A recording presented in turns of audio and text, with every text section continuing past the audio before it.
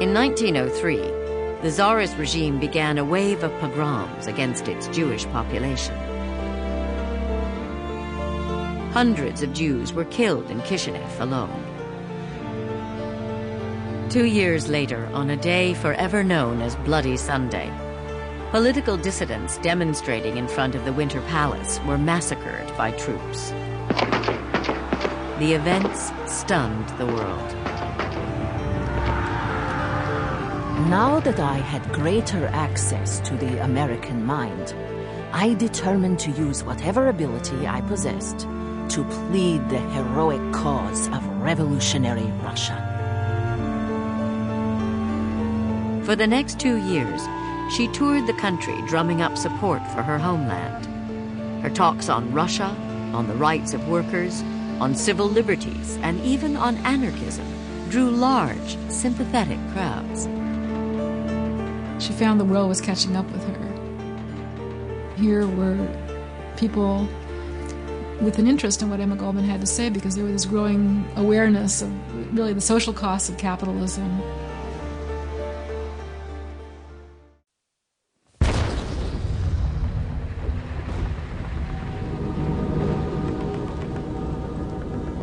Between the summer of 1916 and the spring of 1917, the mood of the country darkened. The war in Europe was dragging into its 3rd year, a year of military stalemates, trench warfare, and mud. When America entered World War I in April 1917, Goldman saw it as a disaster. You cannot support any country in war when innocent, as she would see it, men would be slaughtered. Innocent families would have brothers, husbands taken away from them and slaughtered. No, you can't do that. That's the basis of your anarchism. The idea of nationalism appalled her. She thought nationalism was a big scam. Her point of view was that these wars were a matter of property interests of the upper classes that were sending the working classes out to fight for them. We're not a liberal society when we go to war.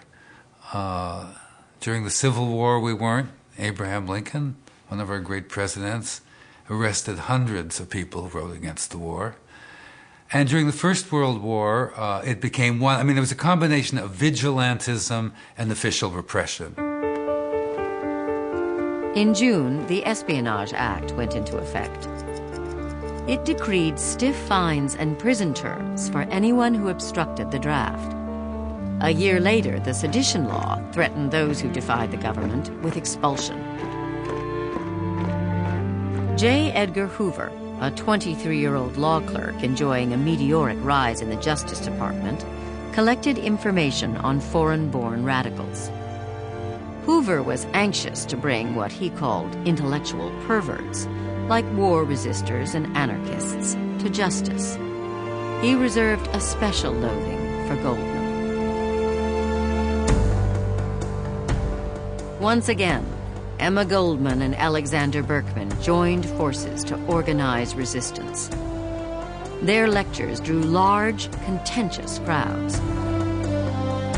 In May 1917, they launched the No Conscription League. It opposed all wars waged by capitalist governments. We believe that the militarization of America is an evil that far outweighs any good that may come from America's participation in the war. We will resist conscription by every means in our power. Goldman and Berkman spent 22 months behind bars, much of it tracking events in Russia. The Great October of 1917 had ended 3 centuries of Romanov rule virtually overnight. It was the culmination of a dream by both anarchists and Marxists, and a time to place partisan rivalries aside. Goldman and Berkman put their trust in the Bolsheviks. There was great hope that the Russian experience will lead to this future idealistic kind of society that she was hoping for. it seems like a great period of freedom and liberation and hope that the world will be different. If Russia can change, if Russia can democratize, if Russia can give hope to people, then there's hope for any country in the world. And this is at the end of 3.5 years of a very devastating world war, a bloodbath of a world war.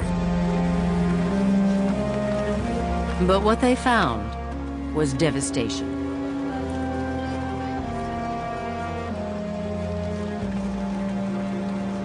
When she got to Petrograd, I think she found the city to be a total surprise.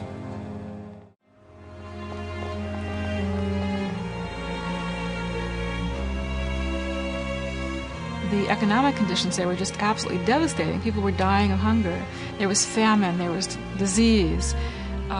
Russia had been propelled back into the, medieval period practically by the destruction of the war. Faced with growing unrest, the Bolsheviks cracked down hard on dissent.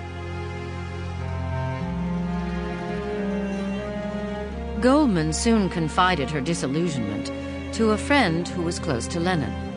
Suppression? Persecution? Goldman wrote. Was it for this the revolution had been fought? Her friend arranged for Goldman and Berkman to meet Lenin. Lenin sat behind a huge desk. We were treated to a volley of questions. When could a social revolution be expected in America? Was the rank and file a fertile soil for boring from within? What about the IWW? And they argue for free speech. What about free speech? And he looks on them and he treats them rather like adolescents who are learning, about life. And he says, look, that's a very bourgeois notion, he says, roughly. Here we are, surrounded by enemies on all sides. What do you mean, free speech? The White Russians are attacking us, we've got traitors inside, we've got collaborators inside, we've got all sorts of people operating in this country. What do you mean, free speech? You can't have free speech in this revolutionary situation. I think ultimately she's probably an enlightened fool, in that she intellectualized a revolution she didn't really understand and projected onto Russia her own hopes of liberation, hopes which I suppose were rooted in her own personal trajectories. And that was a pretty foolish thing to do. For Goldman and Berkman, the decisive moment came on March 16, 1921. That night, the Bolsheviks attacked Kronstadt, a naval base near Petrograd, and the last bastion of anarchist dissent.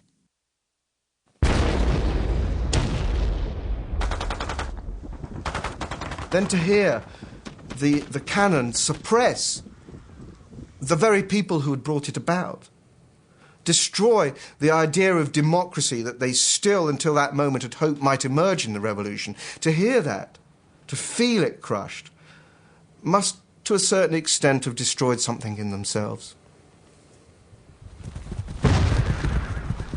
I think Russia shattered that. That was something very close to her core, to who she was. In December 1921, after 2 years, Emma Goldman and Alexander Berkman left Russia. They vowed to tell the rest of the world of the Bolshevik terror. She does something that many of us find damned hard to do. She realizes she's been a fool. She realizes she's been wrong. She's realized she's made an error. Not just a casual error, but an error of huge, awful magnitude to support the Bolsheviks. And she turns and she accepts that. She accepts it totally. Revealing the truth about the Bolshevik regime became a crusade for Goldman and Berkman. Their old enemies on the right praised their analysis of a revolution gone wrong. Old comrades on the left condemned them.